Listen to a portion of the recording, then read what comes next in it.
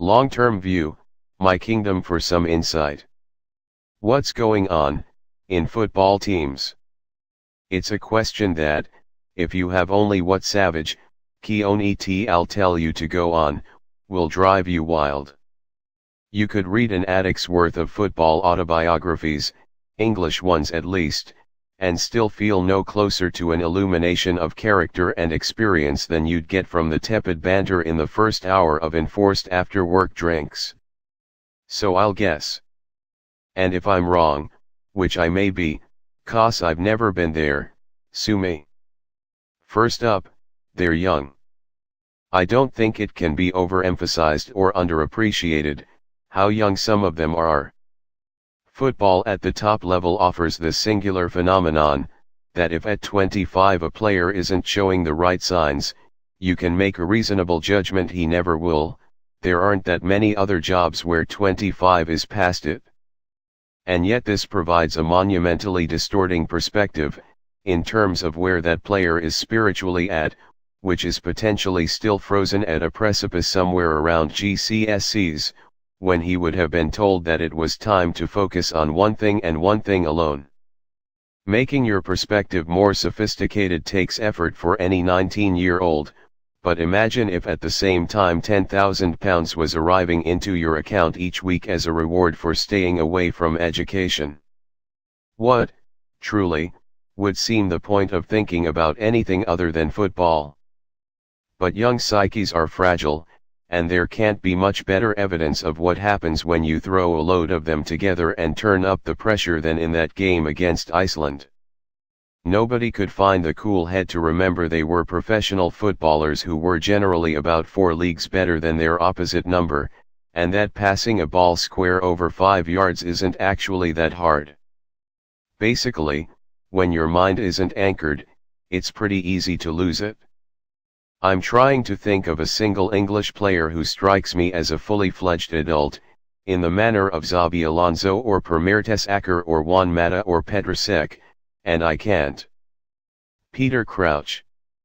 Jermaine Defoe, at a push, as a man whose encounters with life's harsh realities make a hardened perspective inevitable. But you could ask, why should they seem like adults, these men in their mid-20s? And it's a fair question, even if it relates to a reality so distorted it's hard to still grasp why it is fair, that is, a reality where a 22-year-old who kicks balls at the top end of the Premier League is, as far as I can tell, the highest potential earner in that age group in this country. Which is pretty effing distorting, and throws a massive spanner in the works of considering them young. In a year they could earn a sum that someone else could easily have to wait until 60 to amass. I truly pity managers, who have to deal with players with the outlook of a 16-year-old but the purchasing power of a world-conquering colossus. Sometimes the control you can exercise over them must seem pretty limited. But we've all heard enough stories about the liaison services clubs lay on to ensure that players get the house they want and don't end up putting red socks in with the whites, recognition that these players still need looking after with the softest of kid gloves. Out on the pitch, does it feel like a team? On the BBC's NFL show I was interested to hear both the ex-NFL pundits admit that as a player your mind was always on your personal stats, as they would be the leverage you brought to contract negotiations. I also remember when watching the 21st century portrait film about Zidane a few years ago how palpably you were aware of players needing to get the ball, because this was their job, and if they didn't get a chance to shine they were essentially just sat idling at their desk, in full view of the boss. Witness how Sergio Aguero played, brought on recently against Bournemouth for an injured Gabriel Jesus after his sudden bursting onto the scene, like he had to try to score every time he got the ball. It is something that the teeth-grinding media training has taught these players to declare the opposite of, most important thing is the 3 points, that the team wins etc. etc., but I feel like there's actually an unspoken swarm of microdynamics going on where players are most keenly aware of their personal stock, quite apart from what the team is doing. Most credit then to managers like Diego Simeone and Mauricio Pochettino, who seem able to genuinely convince their players of a team ethic taking precedence, and thus that they can worry less about individual performances. Occasionally, though, it being football and it being lovely, a move so flowing in spirit happens that leaves no time for anyone to think about how much they're getting paid or whether they're in the manager's good books, and if it is finished you see them all revert to the 10-year-olds that they were and we were when we fell for the game, and that's why we love it.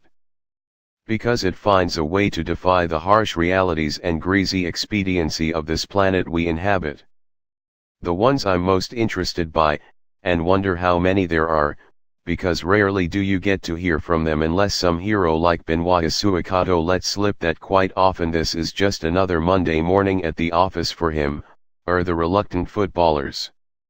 It seems so antithetic, given the emotion we as fans invest, that amongst the team could be guys whose minds are on other things, and frankly I think it makes the whole thing a more fascinating business than talk of how Harry Kane won't leave a training pitch until he's worn his right foot down to a nub with shot practice.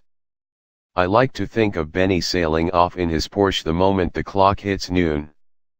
The one thing I wish they could talk of, actually articulate, and it's only them who could do this, is the fear of the great blue yonder that waits for them, when even the team sheet for a League Cup third-round tie at Hartlepool no longer features their name.